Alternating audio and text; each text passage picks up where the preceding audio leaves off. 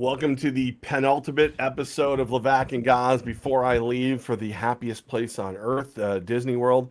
Mickey's Not So Scary Halloween Party. I'm very fired up, very excited. As I've said to many people in the world of Belfour property restoration, as I've said to friends, our buddy Dan.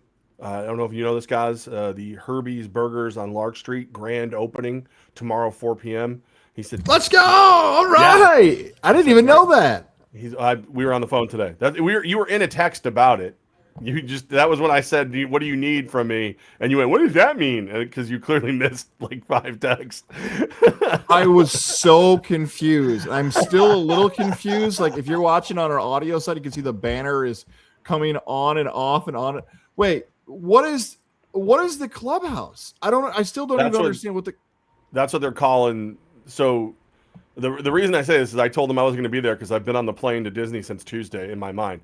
But so Herbie's Burgers probably the fastest growing. They're not fast food. It's quality burgers.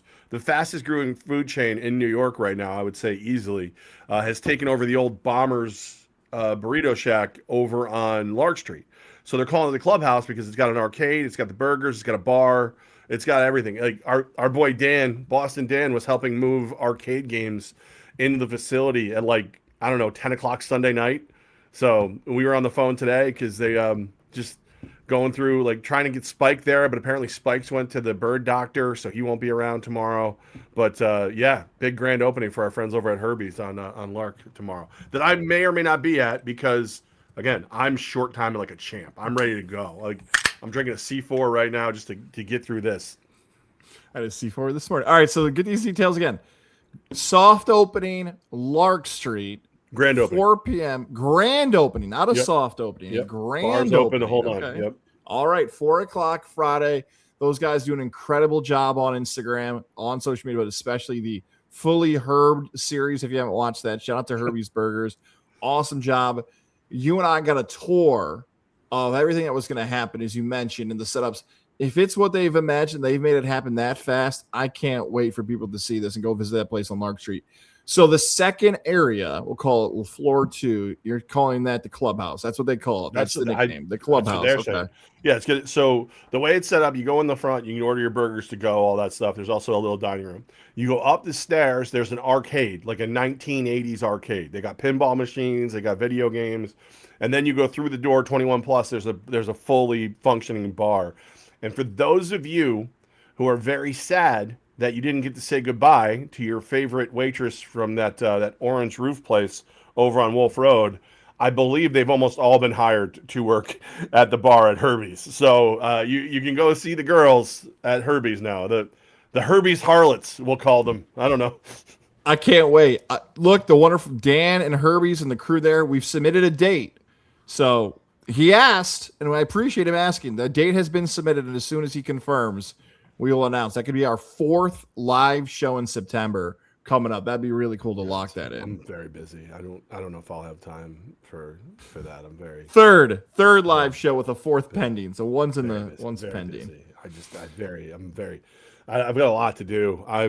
Somebody's got to keep that Shays Lounge in my theater room from floating away. I don't know if I'm out. Who's going to do that, guys? Who's gonna do that? Support Herbie's, and I'll tell you who not to support. As I jump the gun, usually I set you up for the first story. Enough out of Mike Greenberg.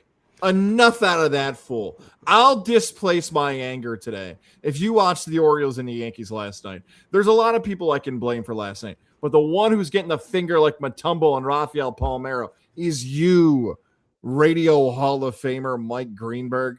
I see what this ESPN website and everybody else, I see the clip that's getting the buzz on social today.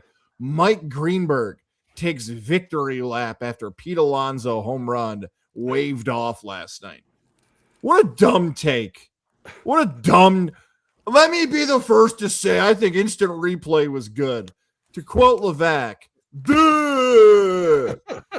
Who was on the other side of that argument?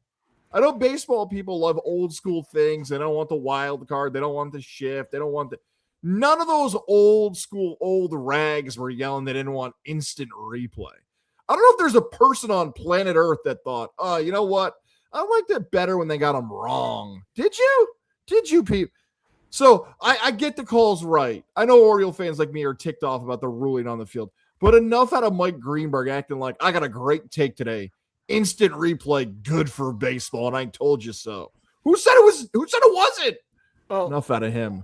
I mean, I do have a bit of a question on that one. Did they get it right? Because as much as I enjoy the victory, and I'll take it, and the letter of the law is for the replays, you have to have two angles that prove the call was wrong on the field in order for them to overturn it, if I understand correctly. And there is no like in the NFL, you have the pylon cameras. There's no foul pole camera in Major League Baseball yet. And I do love all the amateur scientists now because Pete. For those of you who don't know what we're talking about, Pete Alonso hit his second home run of the game, but he hit it too high. He hit it too high, so it went over the foul pole. And they originally called it a foul ball, and they weren't able to get enough evidence to overturn the call. So that's why the Yankees ended up getting the victory last night, going for the sweep tonight.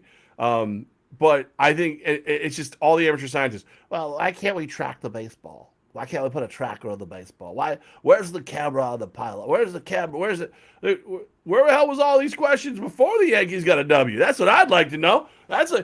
You asking now just sounds like sour grapes. Sounds like a bunch of stinky bird fans. What poo-poo in your birdie diapers. The big win for the Yankees. They needed it. Your filthy Orioles get the loss, but they do need to put. Why wouldn't you have cameras on the top of the foul poles? If for no other reason to turn and get like cool views of the stadium. I don't understand. That's probably a 2027 thing. Sometimes in life and in sports, people don't think about something until a circumstance happens. This is the first time in how many balls have been hit that it's been brought up, thousands upon thousands. This is a 0.01% play that maybe they have to do this in a game involving teams in the playoff picture. Another interesting thing about that, and I'll get back to your question whether or not I do think it's fair or foul, but another very odd part about that whole thing is I don't know how many people were watching on the Yankees television side of the broadcast and the Yankee fans, radio, TV, however you're consuming the content. Michael Kay and company, couldn't believe it wasn't overturned. What an odd thing to watch happen to. The same with radio. Radio too. Okay. Dave and Susan, they were both doing the same thing. They were like, this is gonna happen. Like that's a home run, and like when it didn't go, they were just like they seem more shocked than anyone. So it's my problem with the camera not being on the top of the foul pole already is in this day and age when you've got that kind of money and you're doing all the things you're doing, how has no one thought of it? How has no one said, what would be really cool is if this was up there? And not even just for the home run part of it. Like I said, like what a cool angle that would be. Like when we first got the sky cam in the NFL and the first time you saw the pylon cam, that the footage come from that little thing, like how did your boy Manfred is asleep at the wheel. He's doing a terrible job. He's ruining baseball. This is not it. It's all Manfred's fault. Everything is Rob Manfred's fault. I blame him. I do. I blame him. Oriole fans and maybe those broadcasters with the Yankees are going to think I'm a fool. I actually do think it's foul still. Of the rules that are set up and the footage we saw, that's a lot of things added to that. But seriously, like, wait, to do your you think point, it was foul, or do you think it was there's not enough evidence to overturn the call on the field? That can't be the same thing? Because I feel like that is the same thing here for me. Because here's how I would say fair or foul, like everybody else. If it hits the pole, it's Colton Fisk, right? It's a home run. We know if it hits that part of it and it goes either direction, it doesn't matter. It's a home run. Okay. It doesn't hit the pole. So then it goes over the pole, but we can't really say if it's like the pole's not there. So to your point, we don't have enough evidence to completely show that it's absolutely this, and we're going to rule it this way. We don't have that. It doesn't hit the pole. And the direction it goes, it doesn't look like it's fair. So if I was blue in this one, I think you don't have enough. So it's foul. So I not dodging your question, but I do think it is the same one there, and that sucks. An Oriole fan would say, to what you said, the pylon in football, when it got over, we just can't have a pylon 60 feet in the air, 5 feet in the air. You know what I mean? But little camera, listen, these flock cameras are everywhere. Why can't we have flock cameras on the freaking foul poles at baseball stadiums? But so I do, as I watch it, I think it was fair when it went over the pole. I do. But I don't think there's enough when you need two angles and everything to disprove it. I don't think we have enough evidence to if they had called it a home run on the field, I don't think they could have overturned it either. My thing is historically foul ball. My eyeballs tell me that was a home run. That's where my brain goes. But again, perfectly happy with the outcome. Perfectly okay. No issues with the outcome whatsoever. Pete Alonso's a dope. That's what he gets for hitting the ball so high. Why would you I hit the was ball going to so high? say, what a monster to crank it that far and have to have somebody decide how far. This is how I hit the baseball. I'm not blaming the umpires. I'm not blaming Alonso. You are. You're blaming Mike Greenberg. I'm blaming Mike Greenberg. That's what I'm going to blame on that one. That's And well. Listen, Greenberg and I have a very sordid past, so I'm okay with it. I'm all right with it. maybe more so, probably college, but if I have to stick this in the professional level, more so in college, a play, an injury, a moment, a loss can just derail a season. And I say college because they're 18, 19, 20-year-old kids. Something can happen where confidence is shot and just the offense isn't moving the same way.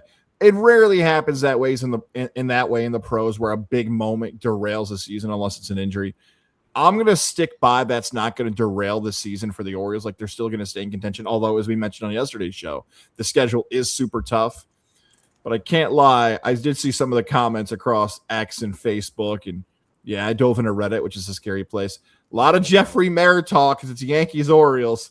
A lot of home run what ifs. And I don't, maybe the modern day version of that and how different that could have been with replay. But that obviously derailed the Orioles and some would argue the franchise for a long time and propelled the Yankees to success. Yeah, but I mean, listen, you guys have been a stepping stone for the Yankees for a very long time. So, I mean, why wouldn't you? Why wouldn't you? The dumb kid, you hear me, Jeffrey Mayer, and you hear me, Mike Greenberg. Hero. You mean the hero Jeffrey Mayer is what you mean. I think you spelled hero wrong, sir. I think it's time to get your stuff together. I believe that's 95, right? I was in 95 or 96. It's one of those years. I want to like wash it away from my memory of how that happened, but I was such a young kid when that happened that I remember like coming back. Gosh, 95. Okay, is it 95? I remember that happens, and I'm like, a kid could influence a Major League Baseball game. And like, wait, what? What do you mean? I'm a little leaguer and I can get involved in these games. That's how it was presented to me. 1996, exactly like I said. 1996. I was 6 years old when that happened. So I'm like, oh, what? They're going to let kids in the basement? No, 6-year-old. That's not. Let's move on. The NFL continues week 3 or week 2, depending on what you want to do with that version of the preseason game of NFL action tonight. We've got 2 games scheduled on the preseason slate. The nightcap features the San Francisco 49ers and whatever's left of that roster via injuries taking on the Los Angeles Chargers. A late one, 10 o'clock kickoff Eastern on that one. But game 1, it's the Raiders and the Texans, 8 o'clock. Reliance Stadium in Houston, a place I believe you and I both visited way back when. Levack, it's another time to check out Fernando Mendoza. The internet's been interesting to Mendoza over the past few days, calling him the Latino autistic version of Jameis Winston. What do you expect I've heard him compared to Brady, not Winston. Like, why would you do that to the poor guy? He's out here doing good.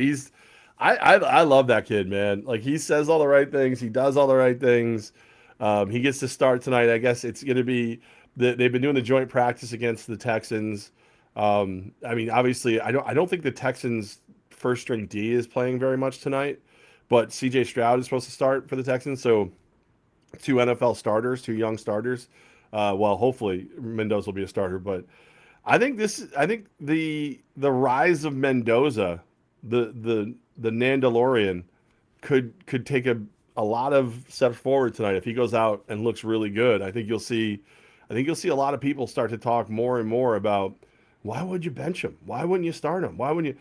Whether he should or not, I think a good performance tonight takes that dull roar into a loud, obnoxious Raiders roar to have Mendoza start the season. Well, let's keep going there. I want to keep going down that street because if let's say the roar happens, right? The Mendoza his cries. Highlights are on TV right now. Sorry. Let's say the Mendoza cries are there, and people, like you said, although he's getting mocked a little bit, maybe I forget sometimes that there's an audience that doesn't watch college football. They just like the NFL, and sometimes a little vice versa. That some people, this is their first introduction. Like they didn't see California or Indiana post-game press conferences or on-field interviews for Fernando Mendoza. This is the first time they're seeing him, his personality, how he acts, and a little less robotic and more unique to his personality. So let's say it's a Roar. He has to start week 1, or do you want him week 1? Does that depend on what he does the next 2 games? There's only one reason that you allow him to start any earlier than like week 9 or 10. Well, 2, I guess, because injuries could be a part of it. But if everybody's healthy, the only reason I would allow him to start in the first couple of games of the season is if you think you have something that other people don't realize you have. Like if you really think that with, the situation in the AFC the way it is, that you could compete, that you have a chance to make the postseason, then you start him. But if you don't think you can make the postseason, which I don't know anybody I don't know anybody who doesn't wear silver and black or doesn't have a weird drinking problem. If your blood type is Modelo, you think that the Raiders are going to the Super Bowl. But if I think it's one of their sponsors, that's why I went with Modelo. We had one there, $18. Yeah, yeah. But I think if Kubiak and the Raiders think they're farther along than we think they are with the people they picked up, with keeping Max Crosby, with all those things, if they think they're a competitive team right out of the gate and Mendoza gives them the best chance to win right away, then you start him. Anything other than that, it's Kirk Cousins. That's it. I was hoping you're gonna end on whoever's the best starter gives you the best chance to win. I was gonna say I want to steal a Levack line from Levack to answer a question I asked to Levack, but you kind of did it right there in the last 20 seconds. It goes back to a take you said forever. And sometimes I push back on you about it because of salaries and investments in players and all this. You've always said to me, put the best players on the field. Yep. It's let your GM figure it out. It's not my money. I'm trying to win football games here. Let somebody else's agent figure out dead cap and money. If he's not good, we were in a conversation today about like Albert Hainsworth, or maybe it was somebody else. It was Doug Gowdy, actually. I think it is.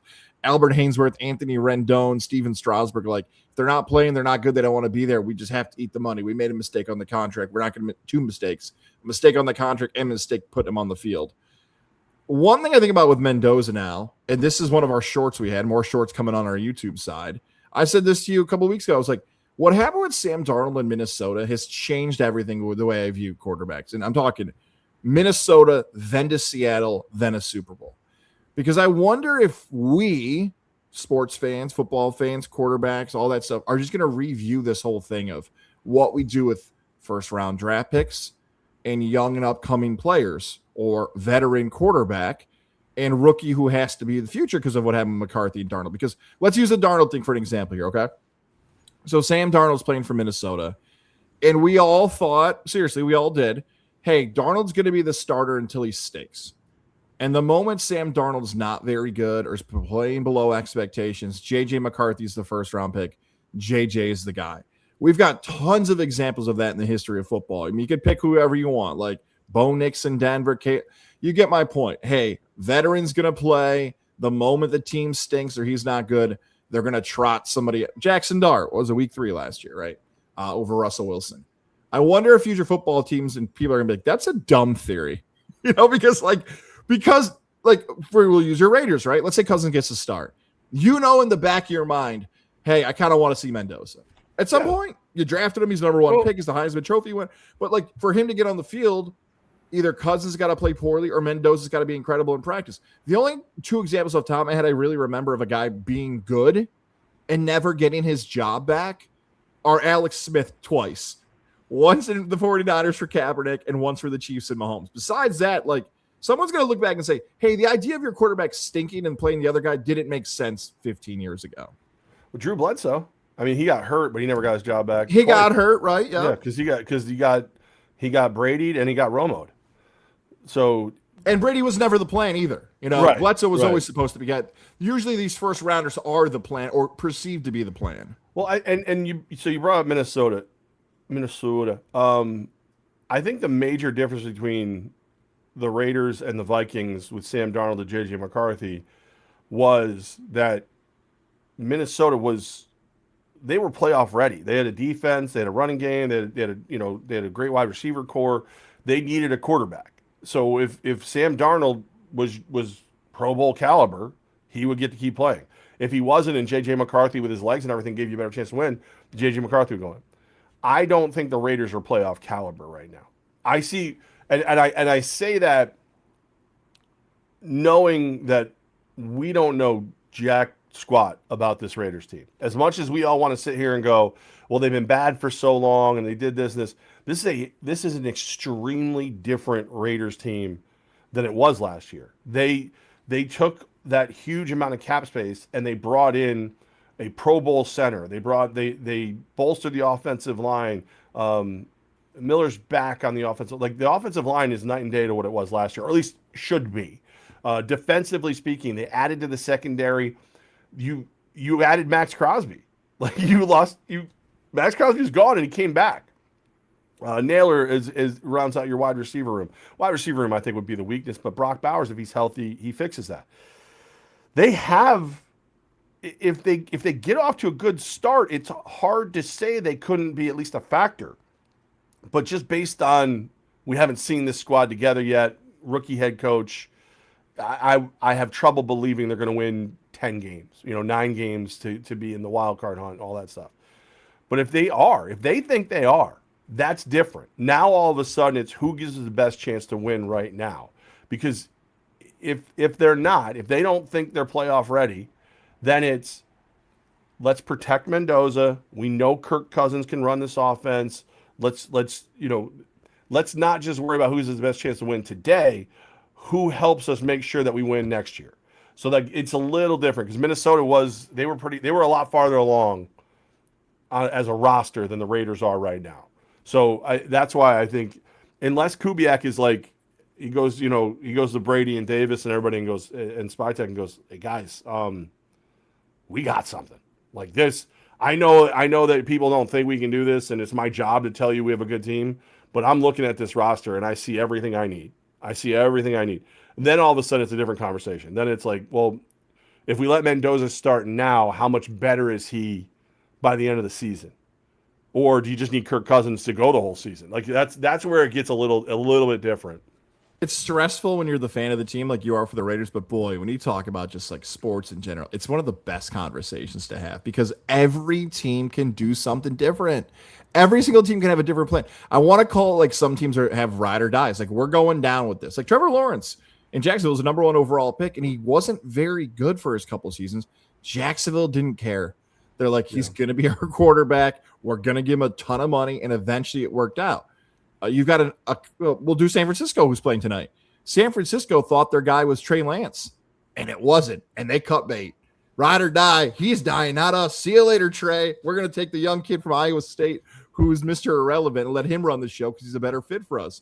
And we go all the way around, right? Like, did the Jets give up too quick on Darnold? Did Carolina make this thing clunky with Bryce Young, but he's the starter back? And Jalen. Gosh, you could pick any team in the NFL and have a story of how this came to be with this quarterback and where he is. And it's fascinating. It's intriguing. It's drama-filled. It's good stuff for an NFL preseason. Especially 8 o'clock tonight. Raiders. 8 o'clock. Speaking about the NFL in college, boy, this stuff gets really confusing, doesn't it?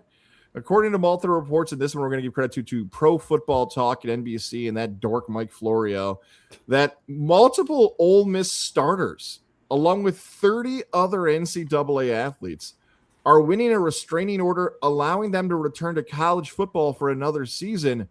But wait a second, 16 of the players in the lawsuit, 3 of them are listed on NFL 90-man rosters. So if released in the roster cuts, they could be allowed to go back to college. There's also reports about whether or not Diego Pavia is going to play this game. For those who need this explained, and I'm one of them who was reminded of this today, the 5-5 rule that went intact in late June of 2026. If you're the class of 2022, you are now able to play 5-5. 5 years of college sports in 5 seasons, and you're out. We've seen lawsuits. I was in practice with Justin Ross Simmons, who got accepted. JJ Starling, a former Syracuse basketball player. Also, there are no more red shirts. And I had to be reminded of that today because you and I are used to this, Levack. When you get red shirted, you got another year. That's just that was like a very incredibly common practice. You sat out 1 year, you didn't play. Then red shirt in football changed. Well, you could play 4 games in red shirt. Right. They're all gone now. Let's go first for the NFL aspect of this, then back to the college one. What do you make of if a guy gets cut for the class of 22, him going back to college? So it's crazy because what there's 32 teams. I believe August 30th is the cut down day, which means that 30 plus guys a team are going to get cut. How many of those guys still have college, eligibility left? It's so that means like September 1st. I heard Adam Schefter today say that teams, because of this, are watching NFL preseason to scout the guys who would technically have eligibility based on this. And I mean, how do you not? Like, if you're not doing your job. But this is such a weird, it's a weird thing. And it's very difficult for me not to try to look at it through the lens of like normal people, right? So you've been a media guy for how many years, whatever. We're technically out of traditional media. What's to stop you from going to Newhouse, like to going to Syracuse and going, hey, I want I want to learn a little bit more, but I know so much I could be beneficial to you just like you could be to me. What's this? There's nothing to stop you from doing that, except for Newhouse probably telling you no or trying to charge you $100,000 a year. So why shouldn't a football player be able to go and hone his craft more? It's very it's very difficult. And then, you're reminded that that's a dude who's another year older, bigger, stronger, faster, shouldn't be there. There has to be some kind of cutoff on what we do with these guys, but it's a very convoluted and murky issue to me, if I'm being perfectly honest. And there's not a perfect answer to this. Like the easy answer for so long was one gets paid, one doesn't. Hey, if you made a paycheck in the NFL, you got paid. You don't get paid in college, you can't go. Well, everybody gets paid in college now. All right, that one doesn't hold up. There's college players making more than the NFL players. Right. So that argument doesn't hold up anymore. Well, if everybody else gets a fifth year, it's unfair to me that the reason I went to the pros is because I didn't know I had a fifth year. That's not fair to me. I should be allowed to do this because I would have gone back to school if you allowed me to, but you didn't give me the chance. And it's a pretty good argument. It is like, I should go back. I'm trying to find like what stops it. Hey, the reason the guy 89 got cut from, we'll just pick the Raiders again. Hey, the 89th guy who was number 90 on the roster got cut. He shouldn't be allowed to go back because, like you said, like he wants to get his degree. I get laughed at when I bring this up, but it is like the semesters are starting, move-in days starting here in Central New York. Like they do have to get enrolled in the school, right? And then laughter starts. They'll figure that. Like Lenore Sellers allegedly is taking like a golf internship. They can figure that part out. Fine. I almost all right. Like I almost all the time would say that's not fair to make a pro a college guy. But in this case, I don't have a good reason to keep him out. Besides, that shouldn't happen. That Esquire Gaz would not be a great lawyer for like, hey, that's just nah. Well, object. I think it's the slippery slope that is going to destroy the NCAA. Like we just slipped again. Like we continue. It's like Goofy. You think you're done falling, and then the branch breaks, and you keep falling. Like I do feel like if they don't figure this out on how to keep this kind of stuff from happening, we're a step closer to the Wild West where schools are going to do what they want to do, conferences are going to do what they want to do, and the NCAA is going to have absolutely no say. I know they're close now, but like part of me wants everyone to look at the big picture and be like, hey, if you really love football, don't do this. Like you are going to be part of what ruins college football.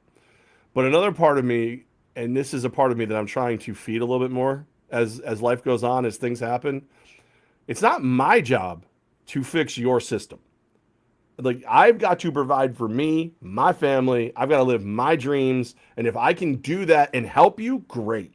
But if I have to sacrifice mine because you didn't do a good job building yours, that's not. Why is that right?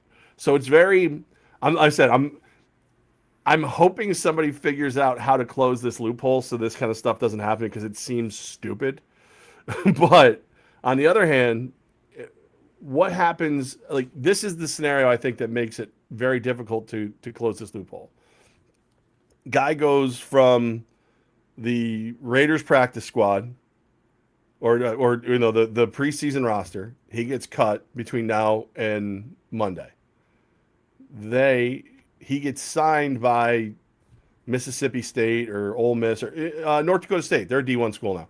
North Dakota State signs him. He lights it up and goes in the first 2 rounds of the draft. Like, how do I stop anybody from doing that at that point when it worked? And now he's a millionaire. He went from not being able to make a roster to being a millionaire.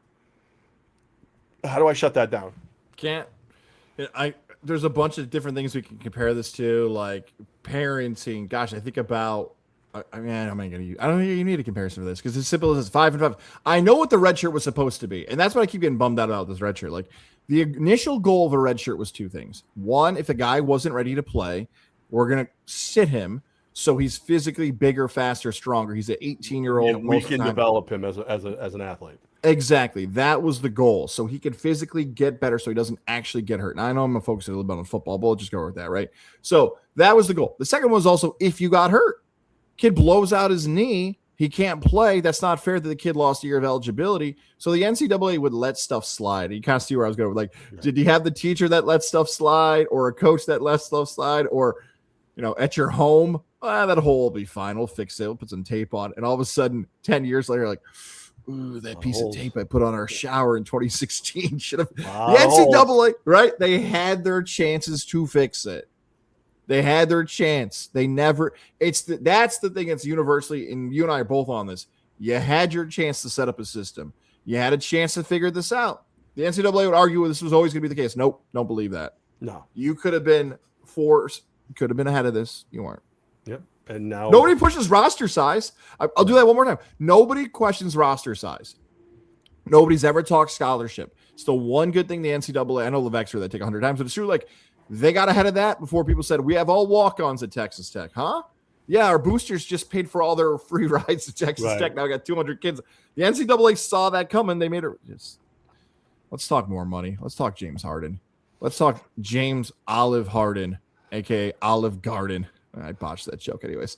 He signs a 3-year, $97 million extension to stay with the Cleveland Cavaliers. When that deal is done, Harden will be anywhere between 38 and 39 years old if he decides to retire. Then he's 36 right now. He'll turn 37 on August 26th. I wonder if anyone else shares that birthday.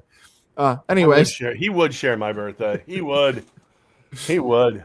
$500 million in career earnings, $500 million for the beard. Levack, what do you make of this move for Cleveland? And do you view the Cavs as a real, true threat to the Knicks in the Eastern Conference? So it'd be a total of $511 million, which puts he's the 4th player in NBA history to top $500 million. Ooh, let me guess. Let me pull up the list too while you're talking because I know a couple off the top of my head, but not all of them. I feel like it's just guys with longevity. LeBron seems too easy. Is LeBron one? Yes, one? LeBron James. What was Steph Curry's deal with the Warriors? I think that was a stupid deal. I'm going to guess Steph Curry. That's 2. Okay. I don't love this answer, but okay. So here's the 3 guys I'm thinking about. I'm thinking about Bradley Beal because he signed a huge contract at one point. I'm thinking about Mike Conley Jr. He signed a huge contract, but that was 2007, but I don't think he made as much as this guy. And I'm thinking of Kevin Durant. I'm between those 3. And Jaylen Brown. He's in there too.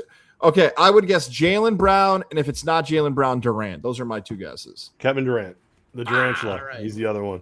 Basically, if you played for the Nets, I think you're in or you're LeBron. You know what I mean?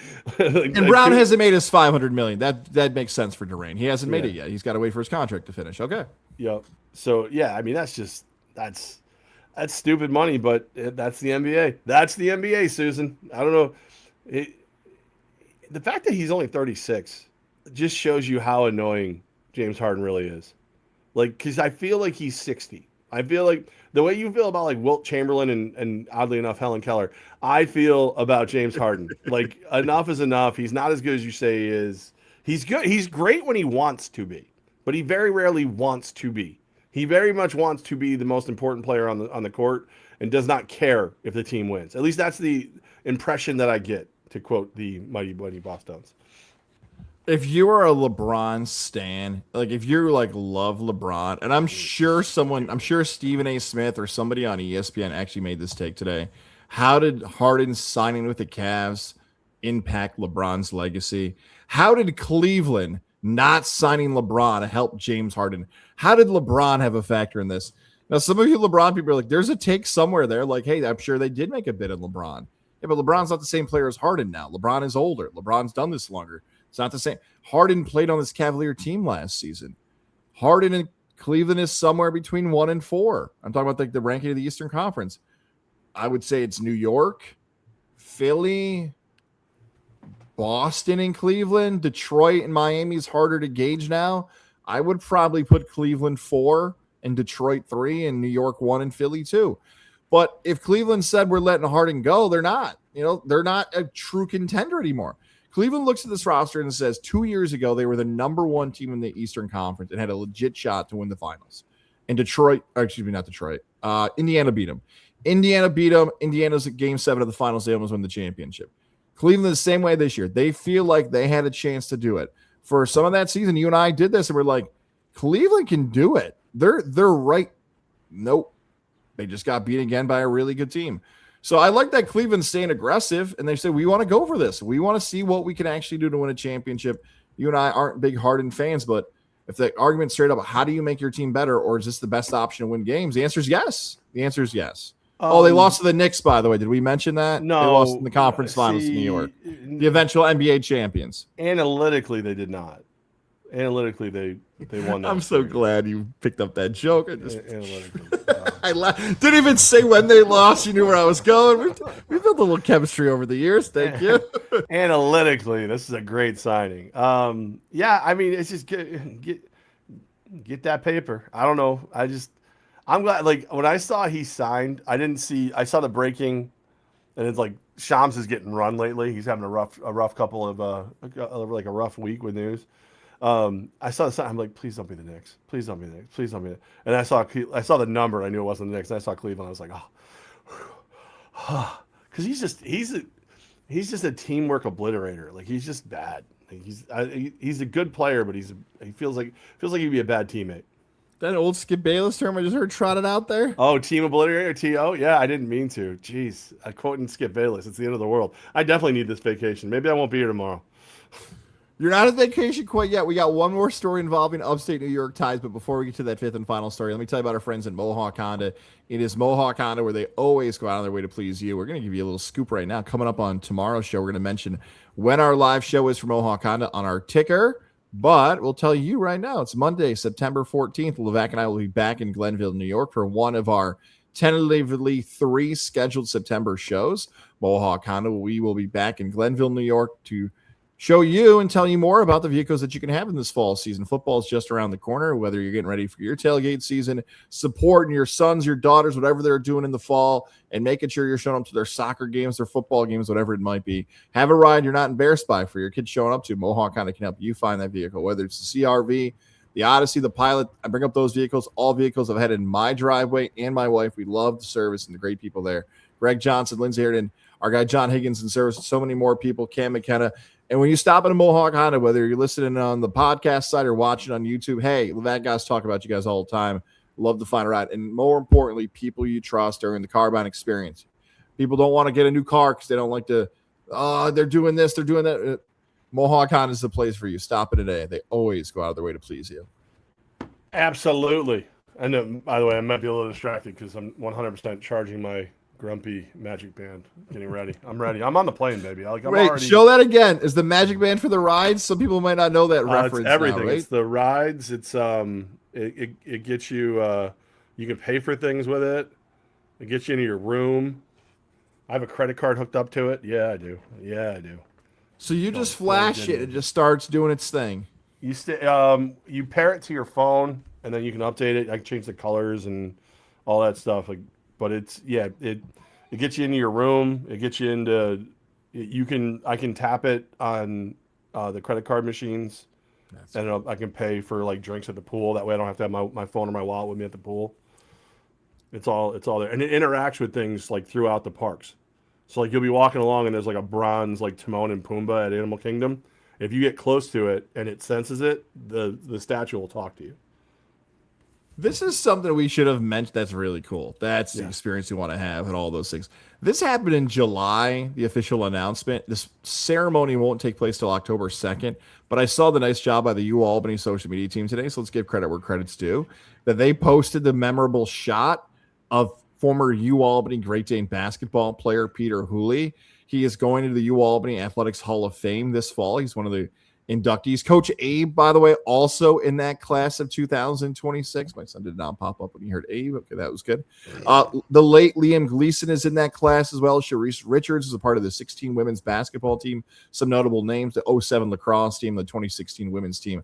A bunch of players and former athletes going in.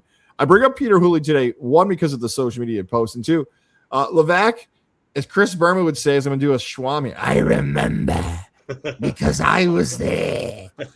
You were there the court, baby. Storm the court. This is an interesting question I'm going to set it up with. Peter Hooley had a great career. I think you and I have no doubt he should be a Hall of Famer. So that conversation, we could do 3 minutes on it, but we both agree on that. Do you think Hall of Fame should start doing moments? You know how the UFC has a fight that's a Hall of Fame? The WWE, although not a real place, has a match that's a Hall of Famer. If Peter Hooley is a player we both agree is a Hall of Famer, I wonder if that's the new thing for Hall of Fames. Moments, shots, games. What do you think of that suggestion? And would that Peter Hooley one be a no doubter? Obviously. Do you mean the play goes in, or the Yes. play is shown? Oh, okay. See, I like because we got to go to the College Football Hall of Fame in Hotlanta, and there's a lot of holograms and stuff. I would love if in that Hall of Fame, when you got to that person's shrine or whatever, the highlight reel would show that play and stuff. That's pretty cool. Yeah. That would be, yeah, I'd be all about that. But that day was that was one of the days where I realized I'm never going to be a great journalist, because again, we were there covering the game for ESPN, and you and Armin were there. yeah, Armin and I, and we were on the press row. I was sitting next to Doc. I was I was right there. So, and I'm cheering, and everybody's giving me dirty looks and stuff. I'm I'm sorry, dude, I'm not what you want. I'm not that guy. I'm an Albany guy who, if they lose this game, I will go. I'll report that they lost the game and everything. But if they're winning this game, I'm going to get into it.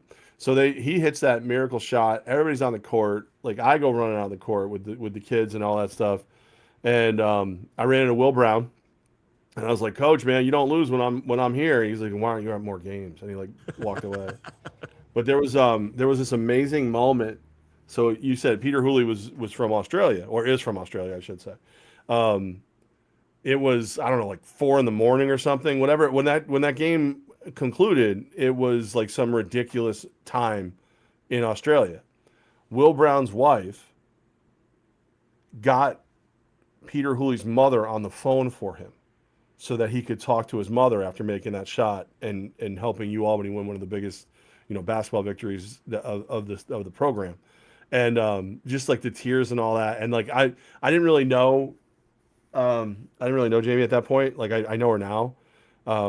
But she pulled me aside because she goes, "Listen, I know you want to talk to Peter and whatever, but this is his mom." And whatever.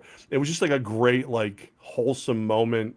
And instead of going, "Get out of here, radio swine," it was hey, look, I know. And if you just give him a minute, I'm honestly, I don't even need to talk to him right now, because I've just seen what I need to see. There's nothing he can say to me right now that's going to have a bigger impact on me or my ability to tell this story than A, the shot that he made, B, the celebration, and then C, the tears falling down his face as he's talking to his mother. And the fact that the head coach's wife was so aware of the moment and how things needed to be that she knew to get her on the phone for him. Not an AD, not a member of the coaching. No, it was Will Brown's wife who went and made that call and got it done. So that whole, I was I don't need to bother Peter at all. I don't even and I think we talked to him on the radio the following week. The remarkable part, and why we bring it up randomly in August 26th, we laid out the Hall of Fame distinction and everything else, is at times in sports, something might get, "Oh, I forgot that happened," or "Oh, it's been how long?" When you have about upstate New York moments, so no New York City talker, I'm talking Albany, Buffalo, Rochester, Syracuse, Geneva, Watertown, that area, Binghamton, and in this conversation, like it's arguably the best moment that's happened in sports in upstate New York the last 5 years. Then you start thinking, well, maybe the last 10 years.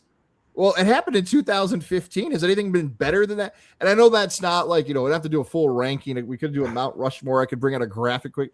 But that's what I think's been really cool about the Peter Hooley shot is that you were covering. Yes. Yeah. I joined you in May, and then that shot happens in March of 2015. But you watch what's happened, and like people didn't know where Albany basketball is going to go after that. They have not been anywhere close to being as good as they got to the tournament. I think one other time, but like they have not. No, I don't think they got beat by Vermont in the finals. So like that was, I believe, the last time they've been to the tournament. Siena basketball winning the MAC. If they had beaten Duke, we could have had a different discussion. But they win the MAC. That's not what the Peter Hooley shot is, and the story behind it that you said. Syracuse has struggled. Buffalo hasn't gone to the Super Bowl. Like it's an all-time great upstate sports moment that has stayed the test and passed the test, whatever that phrase is, tale of time for 11 years. Well, it is so funny to me that you hate power rankings, but you want to power rank the great players and plays in the history of the Capitol. Right now. I need to quantify it immediately.